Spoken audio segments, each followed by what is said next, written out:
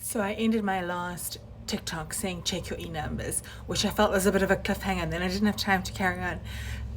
But I just want to go into what are e-numbers. Okay, so this is Wikipedia, so you can see here, e-numbers, I actually learned something here, stands for Europe.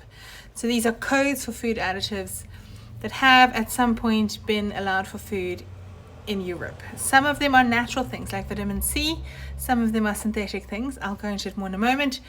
And some of them, although they may have been allowed for food consumption previously, are no longer on that list.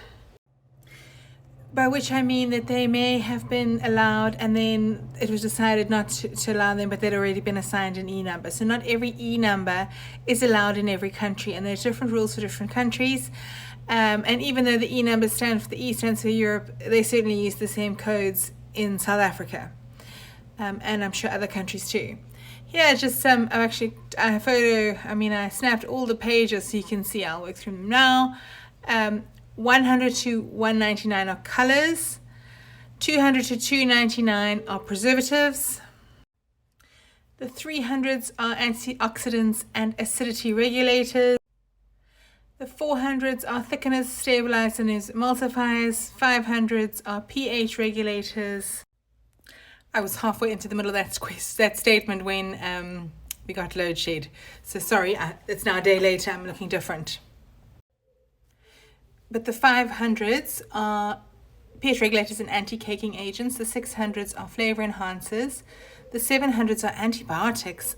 And then there doesn't seem to be an 800s. I thought that was what's going on there. Then the 900s are glazing agents, gases, and sweeteners.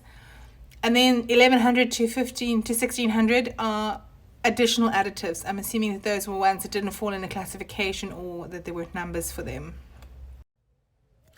So here are some examples. So I've now gone into the E100s. The first one there says curcumin from turmeric. It's a yellow-orange color. And then it says approved in the EU, approved in the US. So that would technically be a natural colorant.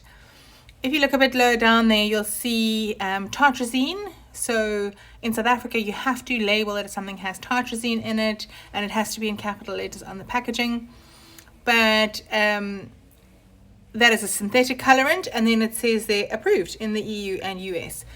So the rules are different for each country. So I'm going to make another part about the contamination issues. But when I say check your E-numbers, it means just check that everything that you are purchasing is allowed in your country. If it's labeled like that, it's all in your country, it should be. And also just check so that you can label appropriately what you're selling.